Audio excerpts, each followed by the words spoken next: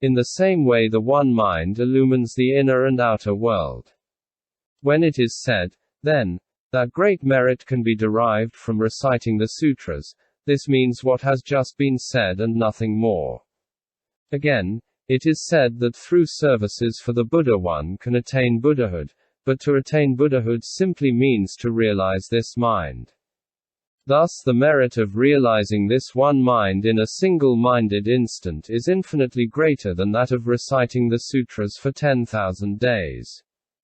Just as perceiving one's own mind in a moment of single-mindedness is incomparably greater than hearing for 10,000 years why this is so.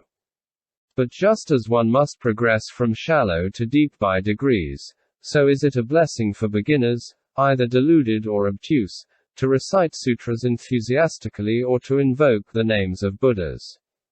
For them it is like getting onto a raft or boat as a first step. But if they do not yearn to reach the shore of realization, contenting themselves to remain forever on the raft, they only deceive themselves. Shakyamuni Buddha underwent many austerities yet failed to attain Buddhahood. After this he did zazen for 6 years, giving up everything else, and at last realized this one mind. Following his perfect enlightenment he spoke about the mind he had realized for the sake of all beings. These talks are called sutras and are the words flowing from the realized mind of the Buddha. This mind is latent in everyone. It is the master of the 6 senses. The effects and causes of all transgressions vanish in a flash, like ice put into boiling water, when one awakens to this mind. Only after gaining such direct insight can you affirm that your own mind is itself Buddha. The mind essence is intrinsically bright and unblemished, in it there is no distinction of Buddha and sentient beings. But its clarity is hidden by delusive thoughts just as the light of the sun or the moon is obscured by clouds. Yet such thoughts can be dispelled by the power of zazen, in the same way that clouds can be dissipated by a blast of wind. Once they vanish, the Buddha nature reveals itself, just as the moon makes its appearance when clouds disappear. This light has ever been present. It is not newly obtained outside oneself. If you would free yourself from being driven within the 6 realms of existence or from the sufferings of birth and death, you must dispel your delusive feelings and perceptions. To dispel them you must realize this mind. To realize this mind you must do zazen. How you practice is of the utmost importance. You must penetrate your koans to the very core. The foundation of every koan is one's own mind. The deep yearning for the realization of mind we call desire for truth, or thirst for realization. It is a wise person who deeply fears falling into hell. Only because the terrors of hell are so little known to them do human beings have no desire for the teachings of the Buddha. There was a bodhisattva who attained enlightenment by concentrating intently on every sound he heard, so Shakyamuni Buddha called him Kannon. If you would know the substance of the mind Buddha, the very instant you hear a sound search for this one who hears. Thus you will unfailingly come to the realization that your own mind is no different from Kannon's. This mind is neither being nor non-being.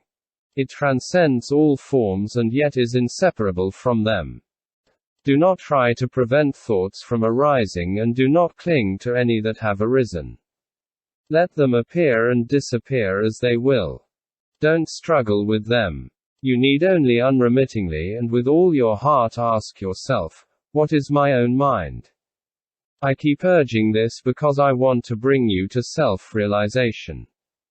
When you persistently try to understand what is beyond the domain of intellect, you are bound to reach a dead end, completely baffled. But push on. Sitting or standing, working or sleeping, probe tirelessly to your deepest self with the question, what is my own mind? Fear nothing but the failure to experience your true nature. This is Zen practice. When the intense questioning envelops every inch of you and penetrates to the very bottom of all bottoms, the question will suddenly burst and the substance of the Buddha mind will be revealed, just as a mirror concealed in a box can reflect its surroundings. Only after the box is broken apart, the radiance of this mind will light up every corner of a universe free of even a single blemish. You will be liberated at last from all entanglements. Within the 6 realms, all effects of evil actions having vanished. The joy of this moment cannot be put into words. Consider someone suffering intensely in a dream where, having fallen into hell, they are being tortured. Upon awakening, their suffering ceases, for they are now liberated from this delusion. In the same way, through self-realization one frees oneself from the sufferings of birth and death. For enlightenment, not nobility of birth or wide learning but only strong determination is essential. Buddhas bear the same relation to sentient beings as water does to ice. Ice, like stone or brick, cannot flow. But when it melts it flows freely in conformity with its surroundings. So long as you remain in a state of delusion you are like ice. Upon realization you become as exquisitely free as water. So you will understand there is no difference between ordinary beings and Buddhas except for one thing: delusion. When it is dissolved they are identical. Don't allow yourself to become discouraged. If your desire for truth is wanting, you may be unable to attain enlightenment in this life. But if you carry on your Zen practice faithfully, even while dying, you will unquestionably achieve enlightenment in your next existence. But don't dawdle. Imagine yourself on your deathbed at this very moment. What alone can help you? What alone can prevent you from falling into hell because of your transgressions? There is fortunately a broad path to liberation. From your very roots ask this one question: what is my Buddha mind? If you would see the substance of all Buddhas in a trice, realize your own mind. Is what I say true or false? Ask yourself this instant. What is my own Buddha mind? Upon your enlightenment the lotus will blossom in a roaring fire and endure throughout eternity. You yourself are inherently no different from the lotus. Why can't you grasp this? To Lord Nakamura, Governor of Aki Province. You asked me how to practice Zen with reference to this phrase from a sutra. Arouse the mind without its abiding anywhere. There is no express method for attaining enlightenment. If you but look into your self-nature directly, not allowing yourself to be deflected, the mind flower will come into bloom. Therefore the sutra says, arouse the mind without its abiding anywhere. Thousands of words spoken directly by Buddhas and Dharma ancestors add up to this one phrase. Mind is the true nature of things, transcending all forms. The true nature is the way. The way is Buddha. Buddha is mind. Mind is not within or without or in between. It is not being or nothingness or non-being or non-nothingness or Buddha or mind or matter. So it is called the abodeless mind. This mind sees colors with the eyes, hears sounds with the ears. Look for this master directly. A Zen master, Rinzai, of old says, one's body, composed of the 4 primal elements, can't hear or understand this preaching. The spleen or stomach or liver or gallbladder can't hear or understand this preaching. Empty space can't understand it. Then what does hear and understand? Strive to perceive directly. If your mind remains attached to any form or feeling whatsoever, or is affected by logical reasoning or conceptual thinking, you are as far from the realization as heaven is from earth. How can you cut off at a stroke the sufferings of birth and death? As soon as you consider how to advance, you get lost in reasoning. But if you quit, you are adverse to the highest path. To be able neither to advance nor to quit is to be a breathing corpse. If in spite of this dilemma you empty your mind of all thoughts and push on with your zazen, you are bound to enlighten yourself and apprehend the phrase, arouse the mind without its abiding anywhere. Instantly you will grasp the sense of all Zen dialogue as well as the profound and subtle meaning of the countless sutras. The layman Ho asked Baso, "What is it that transcends everything in the universe?" Baso answered, "I will tell you after you have drunk up the waters of the West River in one gulp." Ho instantly became deeply enlightened. See here, what does this mean? Does it explain the phrase, arouse the mind without its abiding anywhere, or does it point to the very one reading this? If you still don't comprehend, go back to questioning, what is hearing now? Find out this very moment. The problem of birth and death is momentous, and the world moves fast. Make the most of time, for it waits for no one. Your own mind is intrinsically Buddha. Buddhas are those who have realized this. Those who haven't are so-called ordinary sentient beings. Sleeping and working, standing and sitting, ask yourself, what is my own mind? Looking into the source from which your thoughts arise. What is this subject that right now perceives, thinks, moves, works, goes forth, or returns? To know it you must intensely absorb yourself in the question. But even though you do not realize it in this life, beyond a doubt you will in the next because of your present efforts. In your zazen think in terms of neither good nor evil. Don't try to stop thoughts from arising, only ask yourself, what is my own mind?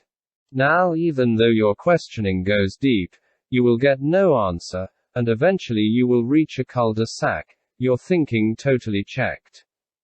You won't find anything within that can be called I, or mind. But who is it that understands all this? Continue to probe more deeply yet and the mind that perceives there is nothing will vanish. You will no longer be aware of questioning but only of emptiness. When awareness of even emptiness disappears, you will realize there is no Buddha outside mind and no mind outside Buddha. Now for the first time you will discover that when you do not hear with your ears you are truly hearing. And when you do not see with your eyes you are truly seeing Buddhas of the past, present, and future. But don't cling to any of this. Just experience it for yourself. See here, what is your own mind? Everyone's original nature is not less than Buddha. But since people doubt this and search for Buddha and truth outside their mind, they fail to attain enlightenment, being helplessly driven within cycles of birth and death, entangled in karma both good and bad. The source of all karma bondage is delusion, that is, the thoughts, feelings, and perceptions stemming from ignorance. Rid yourself of them and you are emancipated.